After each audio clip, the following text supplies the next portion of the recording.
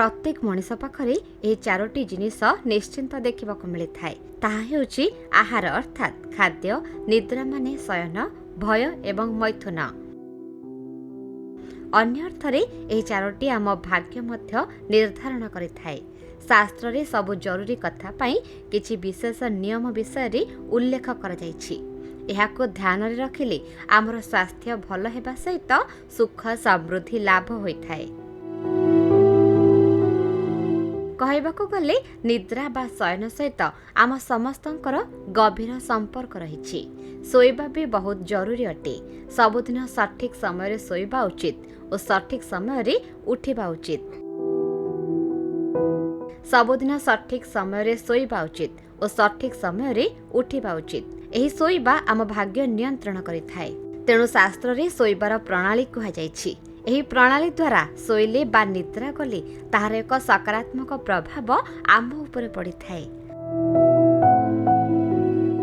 शोइबार सठिक दिगर ज्ञान नथिबारु और सठिक दिग आड़कू गोड़ और मुंड न रखी शोइबा द्वारा यह आम मानक जीवन रे समस्या सृष्टि करिथाय। शोइबा प्रति भूल करिबा द्वारा स्वास्थ्य खराब और धनहानि भी होइथाय। शोइबा समय केउं दिगकू गोड़ रखिबा उचित और केउं दिगरे मुंड रखिबा उचित एही कथार विशेष ध्यान रखिबा उचित। विशेष करी मुख्य द्वार आड़कू गोड़ रखी शोइबा उचित नुहे, कारण एही भली शोइबा को अशुभ कहा जाए। वास्तुशास्त्र अनुसार मुख्य द्वार आड़कू गोड़ रखी शोइबा द्वारा आयु कम होइथाय और स्वास्थ्य भी खराब होइथाय।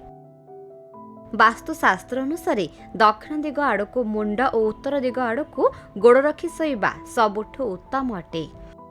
शास्त्र अनुसार एही दिगरे शोइबा द्वारा धन, खुशी और समृद्धि वृद्धि होइथाय। शास्त्र अनुसार प्रचलित मान्यता अनुसार दक्षिण दिग आड़कू मुंड रखी शोइबा द्वारा बहुत रोग गुड़िक मध्य मुक्ति मिलिथाय। शास्त्र अनुसार उत्तर दिग को मृत्युर दिग बोली कहा जाए। सेथिपाई आमको केबे भी दक्षिण दिग को गोड़ बा उत्तर दिग आड़को मुंड रखी शोइबा उचित नुहे। जदि आपण उत्तर दिग आड़को मुंड रखी शयन करुछंती तेबे आपणकर चिंता बढ़िबो। सेथिपाई शोइबा समय रे दक्षिण दिग को गोड़ रखी शोइबा उचित नुहे। पूर्व दिग सूर्य देवता सहित समान बोली कहा जाए। सेथिपाई जदि आपण पूर्व दिग आड़को गोड़ रखी शयन करुछंती तेबे यह अशुभ होइथाय। सेथिपाई भगवान को सम्मान देबा निमंते पूर्व दिग आड़को मुंड रखी शयन करंतु। किछि कारण जोगु जदि आपण दक्षिण दिग आड़को मुंड रखी शोइबा असंभव अटे तेबे आपण पूर्व दिग को मुंड और पश्चिम दिग को गोड़ रखी शोइ पारिबे। किछि मान्यता अनुसार एही स्थिति को सबुठु भल बोली कहा जायछि। यह स्वास्थ्य को सुस्थ रखिबारे सहाय्य करिथाय। शास्त्र अनुसार संध्या समय शोइबा उचित नुहे। शोइबार ठीक 2 घंटा पूर्वरु भोजन करि नेबा उचित। शोइबार ठीक पूर्वरु भोजन करिबा उचित नुहे। जदि बहुत जरूरी काम नाही राति रे अधिक समय पर्यंत चाहि रहिबा उचित नुहे। शोइबा समय मन को शांत रखिबा उचित और भगवान को स्मरण करी शोइबा उचित, जहा द्वारा आमर भाग्यर परिवर्तन होइथाय।